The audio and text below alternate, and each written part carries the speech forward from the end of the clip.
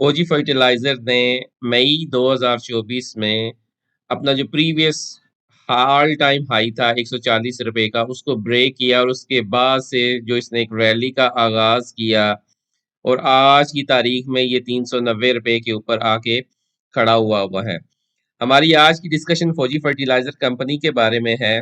हम एनालाइज करने की कोशिश करेंगे कि कौन से ऐसे की क्रिटिकल एंट्री पॉइंट्स हैं जिनको हम आने वाले दिनों में अपनी नज़र में रख सकते हैं, अपनी नज़र में रख सकते हैं और किन क्रिटिकल पॉइंट्स के ऊपर हमें इस पर्टिकुलर स्टॉक के अंदर एंट्री लेनी है। अगर उन लेवल्स पे ये स्टॉक आता है तो फिर आप इस स्टॉक के अंदर एक लॉन्ग टर्म के लिए एक अच्छी इन्वेस्टमेंट कर सकते हैं। इटसेल्फ फौजी फर्टिलाइजर का जो वेटेज है पाकिस्तान स्टॉक एक्सचेंज में वो एक्सट्रीमली हाई है। इस की प्राइस मूवमेंट इम्पैक्ट करती है डायरेक्टली इंडेक्स के अप साइड और डाउन साइड के ट्रेंड को।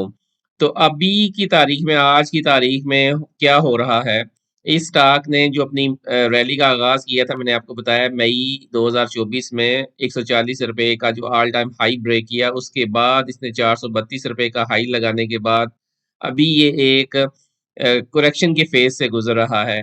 इसकी जो अब की जो करेक्शन है वो प्रीवियस करेक्शन से कैसे डिफरेंट है, वो अगर हम इसके वीकली का चार्ट देखें तो वीकली के चार्ट के ऊपर आपको नजर आएगा कि प्राइस एक हाई बनाती हुई ऊपर जा रही है, जबकि जो इंडिकेटर्स हैं वो नीचे की तरफ करेक्शन ले रहे हैं। यानी प्राइस और इंडिकेटर दो डिफरेंट बातें कर रहे हैं। प्राइस ऑल टाइम हाई की तरफ जा रही है और इंडिकेटर ने अपनी करेक्शन का आगाज किया हुआ है, जो कि क्लियर कट एक डाइवर्जेंस के साइन है, नेगेटिव डाइवर्जेंस है कि प्राइस ऊपर जा रही है और इंडिकेटर नीचे जा रहा है। तो एक हमेशा बात याद रखें, जब भी प्राइस और इंडिकेटर में डाइवर्जेंस बन रहे होंगे तो हमेशा इंडिकेटर की बात दुरुस्त साबित होगी। ये आप समझ लें कि 90% केसेस में ऐसा ही होता है।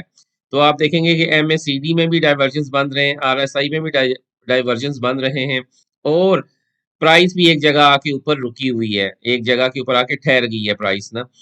तो ये क्लियर कट साइन है करेक्शन का। अब ये करेक्शन का आगाज जो इस स्टॉक ने मिड ऑफ दिसंबर किया था और ये करेक्शन कब तक चलेगी उसका अगर हम रफली एनालिसिस करने की कोशिश करें, अभी जैसा कि आपको बताया कि प्राइस जो है कुछ कह रही है और इंडिकेटर किसी और तरफ की इंडिकेशन दे रहे हैं। तो इस सिनेरियो में जो आपका पहला जो टारगेट है नीचे वाली साइड के ऊपर, अभी ये स्टॉक करेक्शन की फेज में है और करेक्शन अभी ये नीचे वाली साइड पे ले रहा है। तो इसकी जो पहली करेक्शन आएगी वो अभी के करंट सिनेरियो से 390 से 360 तक तो इसने आना है आराम से ना, जैसे ये मूव कर रहा है नीचे की तरफ। तो ये एक अच्छा एंट्री पॉइंट हो सकता है, कीपिंग इन माइंड कि यहाँ इन एरियाज के ऊपर स्टॉक एक अच्छा बाय सिग्नल जनरेट करे, एक अच्छी कैंडल बनाए और एक अच्छा वॉल्यूम आए तो फिर आप इसके अंदर एंट्री ले सकते हैं। और जो इसका जो बेहतरीन एंट्री पॉइंट होगा ना वो समवेयर 340 और 330 के दरमियान होगा। अब आप सोच रहे होंगे कि ये 340 और 330 तक ये स्टॉक कैसे आएगा, ये तो एक्सट्रीमली बुलिश स्टॉक है।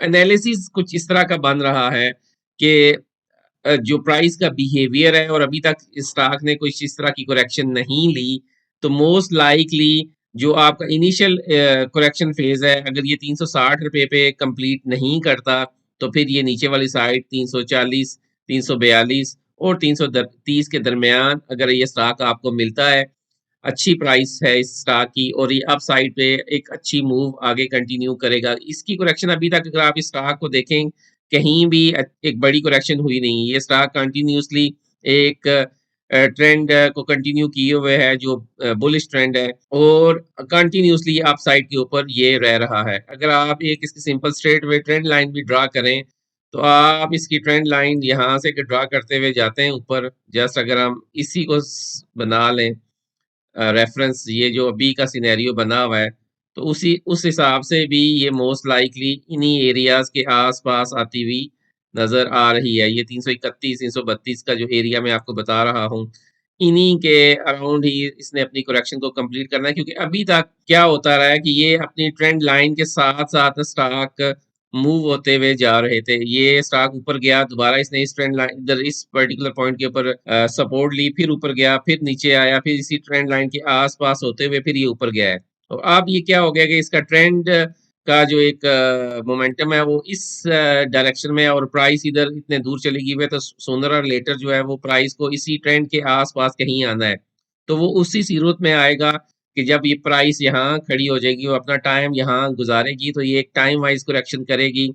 शायद प्राइस में इतनी डिक्लाइन ना आए, जो मैंने आपको बताया है 300 300 ₹360 का एक टारगेट है और जो दूसरा टारगेट है वो 345 और 330 के दरमियान है। तो वो रफ़ली अगर आप देखें इस ट्रेंड लाइन को मैं एक्सटेंड करता हूँ यहाँ पे, तो वो तकरीबन अगर ये हमारी जो लेवल्स मैं आपको बता रहा हूँ, वो मोर और लेस यहीं बनते हैं, तो ये जाके मई में कंप्लीट होती है। तो अगर ये इन्हीं एरियाज़ के ऊपर खड़ा रहता है, इस तरह तो ये अपनी टाइम वाइज़ करेक्शन को कंप्लीट करेगा और यहाँ इन एरियाज़ में अगर आपको ये स्टॉक मिलता है, इन इस प्राइस पे 41, 330, 335 के अराउंड अबाउट, तो इट्स अ गुड बार्गेन।